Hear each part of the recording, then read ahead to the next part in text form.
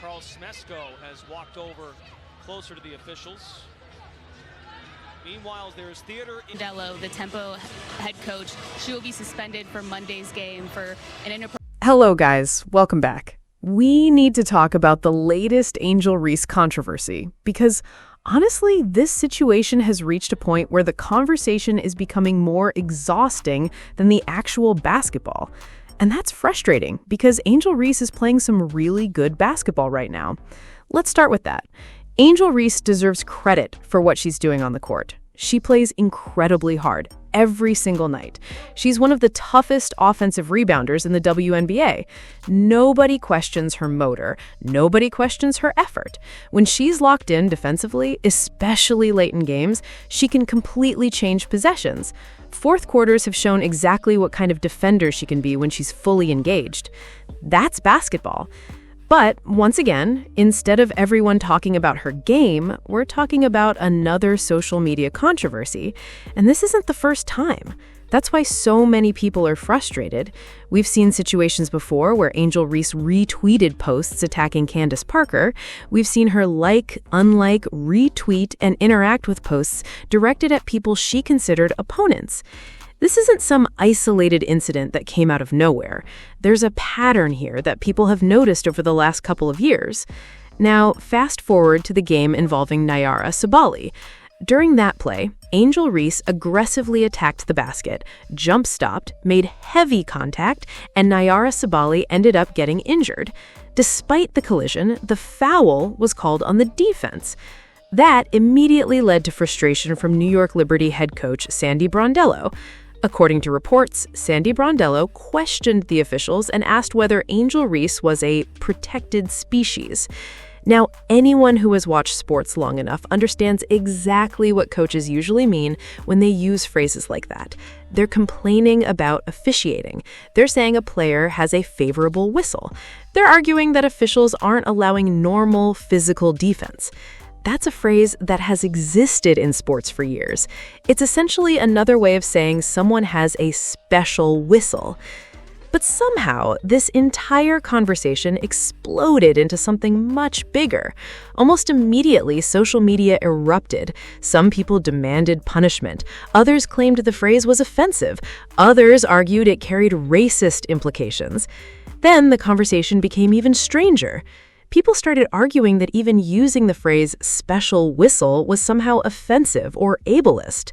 At that point, the debate completely left basketball.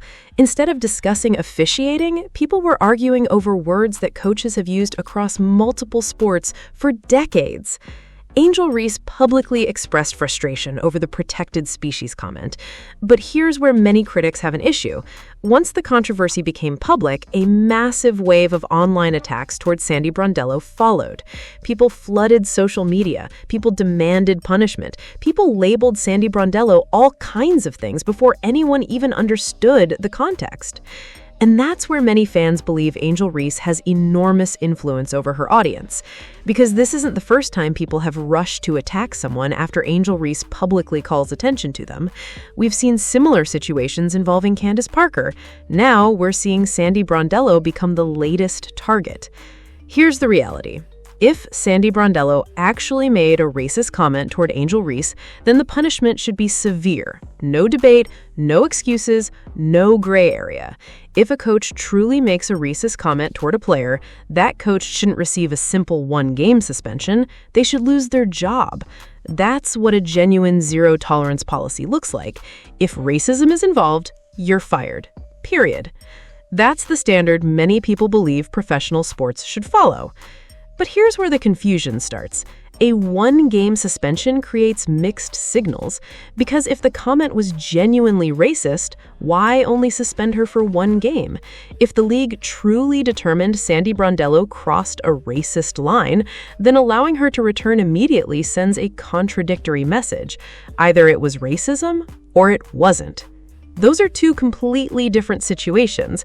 A temporary suspension almost feels like the league trying to calm public outrage without fully committing to either position. And that's why people are debating this so intensely.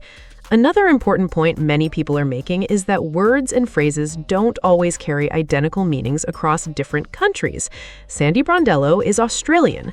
Language differs, expressions differ, sports terminology differs. Something that's completely ordinary in Australia might sound unfamiliar in America. It confuses people elsewhere. Context matters, intent matters, culture matters. Those things shouldn't automatically disappear because a phrase gets interpreted differently online. Many people have pointed out that athletes are regularly described using words like beast. They're called animals. They're described as a different species when they're dominating. We've heard commentators describe Misha Hines-Allen that way. We've heard analysts praise Angel Reese herself as a beast on the boards. Those descriptions are compliments. Nobody interprets them literally. Nobody believes someone is actually calling an athlete an animal.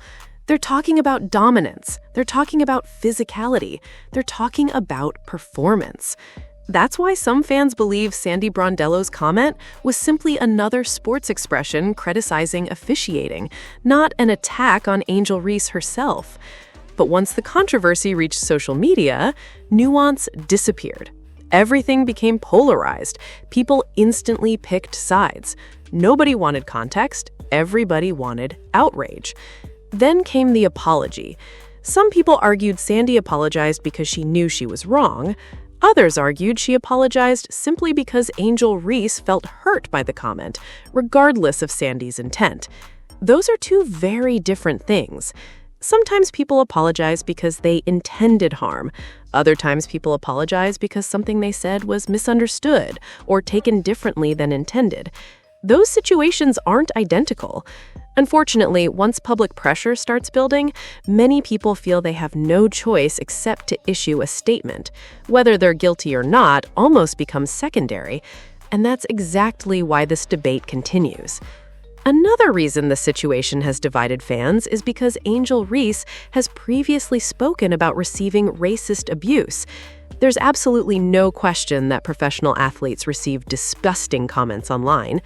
There should be zero tolerance for genuine racism. If a fan makes racist remarks inside an arena, remove them, ban them, don't let them return. If someone crosses that line, there should absolutely be consequences. No reasonable person argues against that. But critics believe this specific incident doesn't belong in that category. Some fans even referenced previous situations involving Angel Reese where accusations of racism were heavily debated, including the controversy involving dolphin noises during investigations surrounding Indiana Fever games. Because of those previous incidents, some people believe Angel Reese now approaches every controversial interaction assuming discriminatory intent. Others disagree completely. Either way, this latest controversy has become another example of how quickly basketball conversations can spiral into cultural debates. The unfortunate part is that everyone loses. Angel Reese's strong performances get overshadowed. Sandy Brondello's coaching accomplishments disappear from the discussion. The Liberty, the Chicago Sky, the actual basketball, everything gets buried underneath arguments on social media. And that's disappointing because this league has incredible players producing incredible basketball. That should be the headline, not another week-long argument over a phrase. Personally, I believe intent matters. Context matters. If Sandy Brondello truly made a racist statement, then she shouldn't coach another Wnba game. That's my position. But if she simply used a common sports expression while arguing with referees about what she believed was favorable officiating, that's a completely different conversation. Those situations shouldn't be treated the same. Unfortunately, once a controversy reaches social media, facts often become less important than narratives. People immediately assume the worst. Labels get attached. Careers become associated with accusations long before everything is fully understood. And even if someone is eventually cleared, those accusations often remain attached to their name forever. That's one of the biggest problems with modern sports discourse. Everything becomes outrage first. Evidence second. At the end of the day, this entire situation could have been handled much differently. If Sandy Brondello felt her words were misunderstood, she could explain exactly what she meant. If Angel Reese genuinely felt offended, both sides could have handled the issue privately before it exploded online. Instead, the controversy became another massive social media battle that divided fans across the WNBA community. Meanwhile, the basketball itself continues to take a back seat. That's the unfortunate reality. Because Angel Reese is playing well, Sandy Brondello is one of the league's most respected coaches, and instead of celebrating great basketball, everyone is arguing over terminology, suspensions, and online narratives. We'll have to wait and see whether the WNBA says anything further about the situation. But one thing is certain, this debate isn't ending anytime soon. Let me know what you think in the comments below. Do you believe Sandy Brondello's comment was simply a common sports expression criticizing officiating? Or do you believe the league handled the situation correctly? I'd love to hear your thoughts. Don't forget to like, subscribe, and I'll see you guys in the next one.